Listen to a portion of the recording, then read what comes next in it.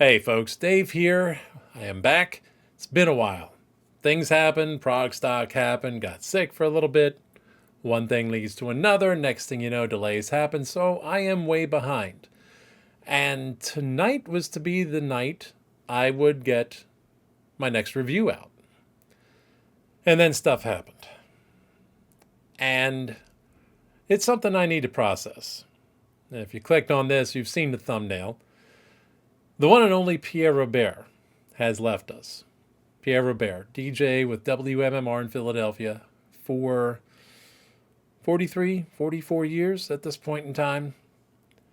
I've lived there, lived in the area all my life, listened to MMR throughout his career. This is hard. I needed to process this. I needed to deal with this directly. And you go all the way back. I can remember Pierre coming there. I can remember when he was new. We're talking 81, 82. He's 12, maybe 13 years old, give or take. And he's a guy who kind of fairly immediately made an impression. Great voice, great personality. It's interesting to note, if you go all the way back, he started his career actually at a progressive rock station in California. This is something literally I learned today. And looking back over his history, KSAN in San Francisco is actually one of the first progressive rock stations in the country.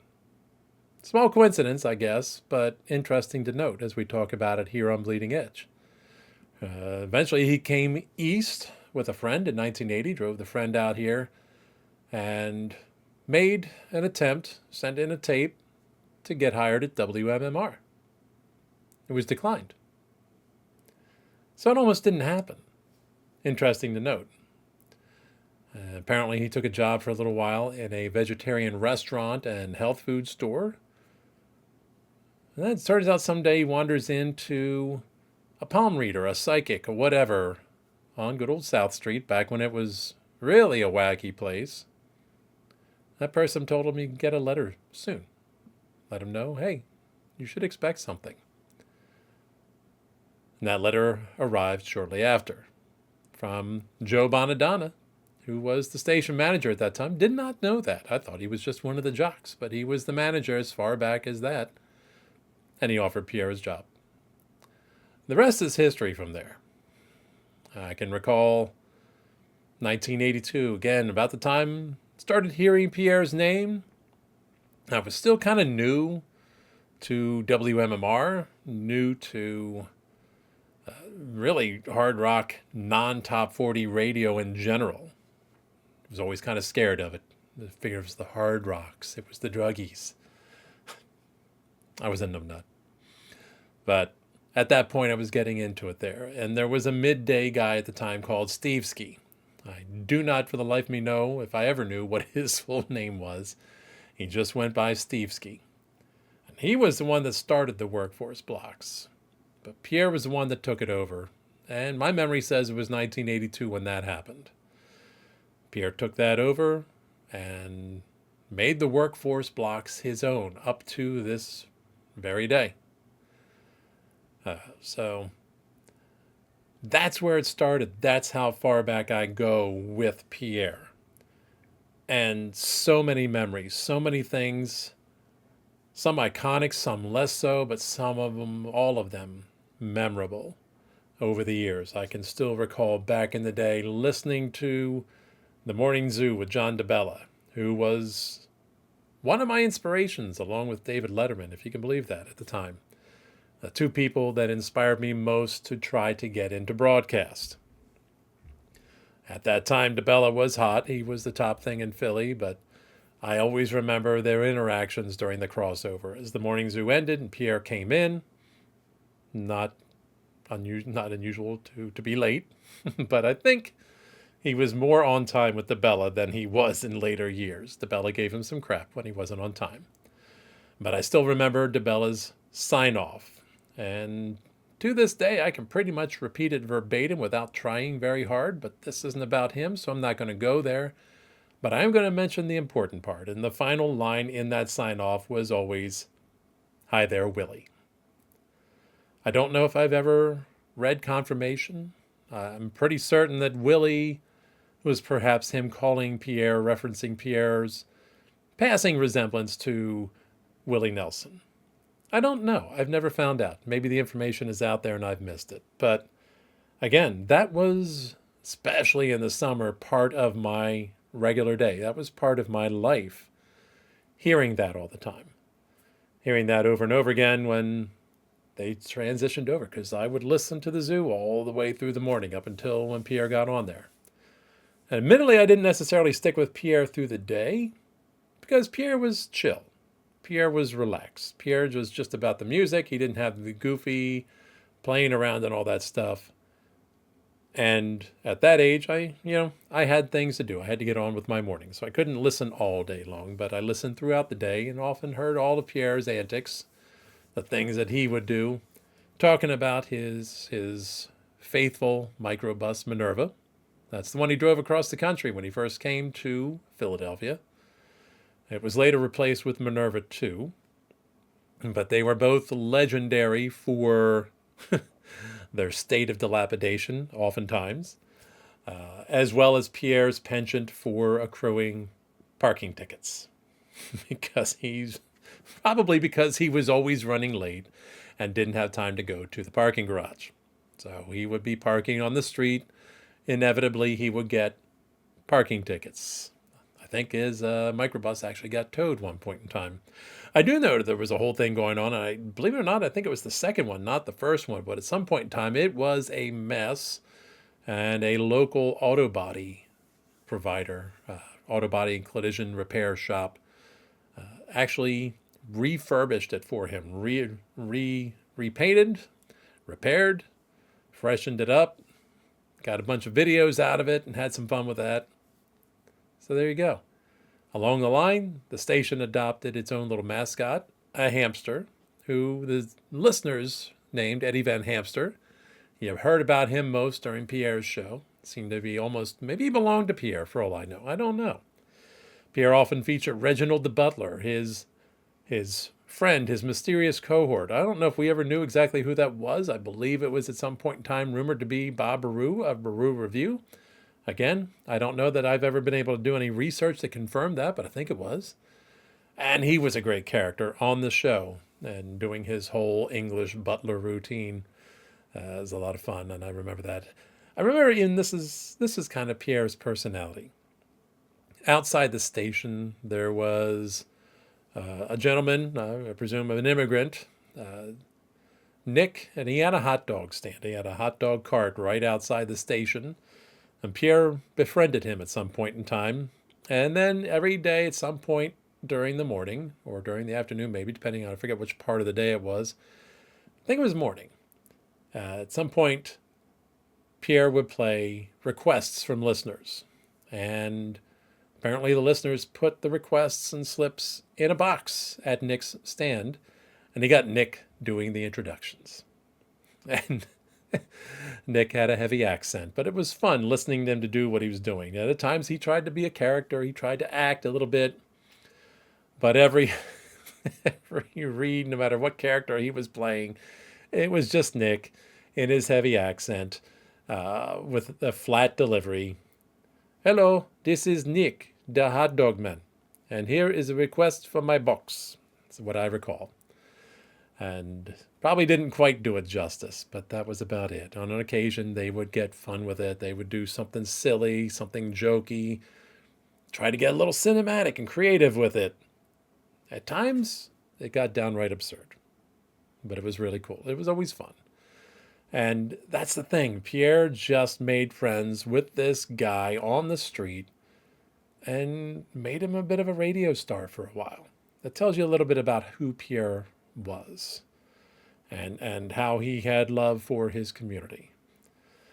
In high school, I often joked that once I had decided on a broadcast direction, I joked that I was going to work at MMR and eventually I was going to take over from Pierre when he retired.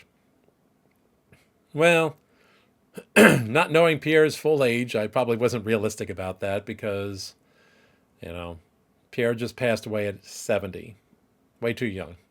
Way too young at 70. but he easily had 5, 10 more years in him.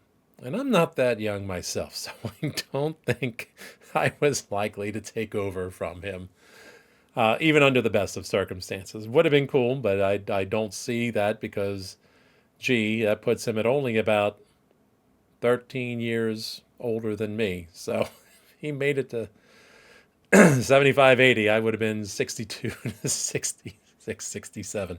Yeah, it wasn't going to happen. But, optimism being what it is. I was young, didn't know how old he was. But I did have, I've always been happy to say, the opportunity to do my internship there. Undergraduate degree was in broadcast, and one of the happiest days of my life when I got offered the internship at WMMR, and I got to go work there among the guys I admired most, all those stars that basically my radio heroes. And I can't say I handled it incredibly well. I was starstruck through most of it and kind of sounding like the kid with the cracking voice. Can I help you out with that, Mr. Pierre? Yeah, that was about it. But what I can say is the thing I learned is the personalities behind the microphone, the personalities off the air. And Pierre was absolutely one of the most authentic and genuine people at the station, if not the most authentic. The person you heard on the air was the person you met there, the person you talked to in person. He was just such a nice, kind, easygoing, eccentric, but a fun guy. And, it's one of the highlights of that little journey I had there. I knew him really for such a brief moment in time. When you really get down to it, I didn't get to talk to him at length. I can recall being on a trip at one of the gigs at Dorney Park. And I can remember at that point in time suggesting the term for his gear be called paraphernalia. I remember he enjoyed that. I think he probably promptly forgot it because it never came up again. But just those little moments. He was a good guy. He really was.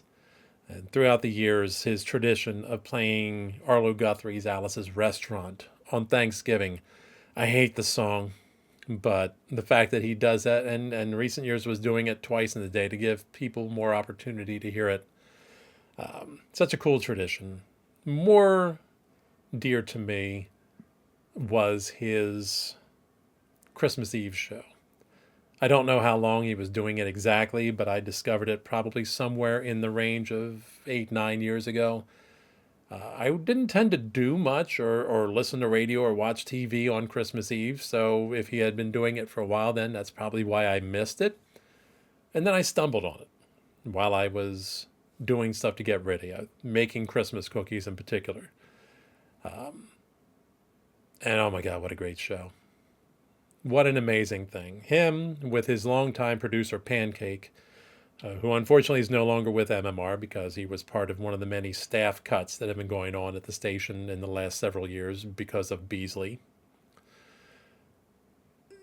The two of them together and doing that show, it was so wonderful and so perfect for what I was doing. I was trying to make cookies and keep up, and I made a lot. And listening to Pierre just blow through Christmas song after Christmas song. It didn't matter the genre, didn't matter what was going on, and clips from movies and TV shows, famous Christmas themed clips. Him talking about the stories behind some of the songs. There were a couple songs from Philadelphia bands, the Allen Mann Band at the time, a song called, should have written that down, Christmas on the Block, I think it was. And such a lovely little song about a house owned by blind people who would not be able to see what they were doing, but they'd not be able to see the results, but their house would still be decorated every year. And what a lovely little song that I don't know that ever made any kind of waves outside of Philadelphia, but the fact that Pierre brought it up every year as a classic Philadelphia-specific song was such a great thing. And of course, he was always there for all the local artists. The Hooters back in their early days, still one of his favorite bands, and friends. I'm with all of them, I have no doubt. And Alan Manban again, and Robert Hazard, and Tommy Conwell, and all the others that he supported in those early 80s. He was there. He was part of all of that. My music radio life has always had a Pierre Robert. It's never not been there. And it's kind of like he and I got to MMR at the same time. So what he experienced in Philly was what I experienced through the station musically in Philly and other ways in Philly. It was always there. And I remember there were rumors a few years back that Beasley Media, who owns WMMR, almost let him go. And even then, what? You can't let Pierre Robert go. He is an icon in this town. He is an icon on that station. You let him go? You fire him? You don't let him end on his terms? You would have listener revolt. The man is beloved. The man was beloved, however you want to say it. There will always be love for Pierre, both at the station and from the listeners in the community. The man started his own charity to provide food to those in need and raised over $2 million over the years. And the last time I saw him in person, if I'm not mistaken, was actually, sad to say, a couple of years ago. For various reasons, I've not gotten out to events that I might have liked to, but he was the person chosen and probably the most appropriate choice to interview Geddy Lee when Geddy came through on his book tour for My Effin' Life. And as soon as he walked out, you just knew, of course it's Pierre. Well, you know in advance it was going to be Pierre who talked with him. There's only maybe one other DJ in the whole city I could think of that might have been an equal or possibly more apropos choice. I don't know. But Pierre was definitely there. The longevity, he loved Rush, always loved Rush. Wasn't his favorite band. We all know what his favorite band was. But right now I'm wrestling with the idea that Pierre's gone. That this guy I have listened to for 40 years, his 43 years, 44, who's done the grand bulk of his career at WMR. I've been there with him since the beginning. And I'm not going to hear that voice live ever again. And at 70 to pass away. A guy seemed to be in better health than he'd ever been. Let me tell you, I worked with the man in 91. He was in much better health now to look at him. The weight was down, bulked up muscle-wise. He looked better now than he did then. He seemed to be in the peak of health. Don't know why he's gone at this point, but to think about it. Never again will I hear live, "Greetings, good citizen," or "A great day in the morning," that just jubilant expression of his when something happened, when somebody won a prize, when he got to do something wonderful, and that just "Great day in the morning" shouted. I'm never going to hear that again. Not live. His favorite band, at least that I understood, the Grateful Dead, I'll never again hear him. Whenever he played them, leading off with "God Bless the Grateful Dead." That's gone. I mean, I'm happy we still have some clips of things that he has done that always kind of make me chuckle, almost always make me laugh. His recording where he was doing his version of like a scat sung imitation of a Dave Matthews Band solo where he leads a bing der ba doo dee da ba boo doo ba boop beep bip bip. It's just always made me laugh. His version of a top 40 DJ. "Hey, it's great to see you in the boop bop doop ba da ba doop bop bop ba da bop." People love that. His goofiness, his eccentricity, his living on Pierre's standard time, where he was almost always running a bit late, And Preston and Steve never cared. I think their show technically was supposed to be over at 10. They rarely got out of there before 10:30, 10:45. And it was all cool. They loved hearing from him. Everybody loved hearing Pierre. His spilling coffee in the studio on the control board years back. His decorating of the studio for Christmas. And you would just see the lights everywhere and stuff hanging from everything. And he took such joy in it. The man was just filled with just such a childlike joy at sometimes. And it was an amazing thing to witness. He very deservedly had that studio named after him. And well, he didn't have it named. He received it being named after him, however you want to say it, the Pierre Robert Studio. And it must remain that way forever. There's no question about it. It must stay that way forever. But just, I'm going to miss him at Christmas Eve. I really am.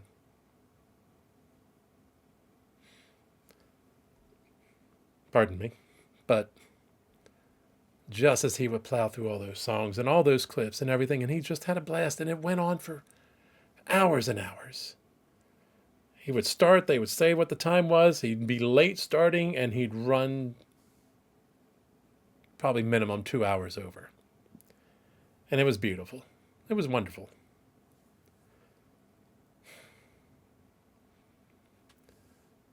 Pierre, as I understood him and experienced him through the air and through my very brief personal interactions with him, he embodied kindness and fun and the joy of music, peacefulness, positivity, and genuine love for his fellow humans and the whole Philadelphia community. He was, as I said, in person, exactly who you heard on the air. There was no pretense. There was no fake personality. That was Pierre. And that person was one of the best of us. For me, a void has been created in my world that is not unlike the one left by Neil Peart. And the news of his death was as much a gut punch today as it was when we lost Neil. I can't say that I have ever had what I would call heroes in this world. I never really viewed other people that way or elevated another person to that level. I had people I admired or have admired and do admire, but never really a hero. But if I ever did have a hero, Pierre Robert would very much likely be that person. Peace and love to his family and all those who loved him. God bless Pierre Robert.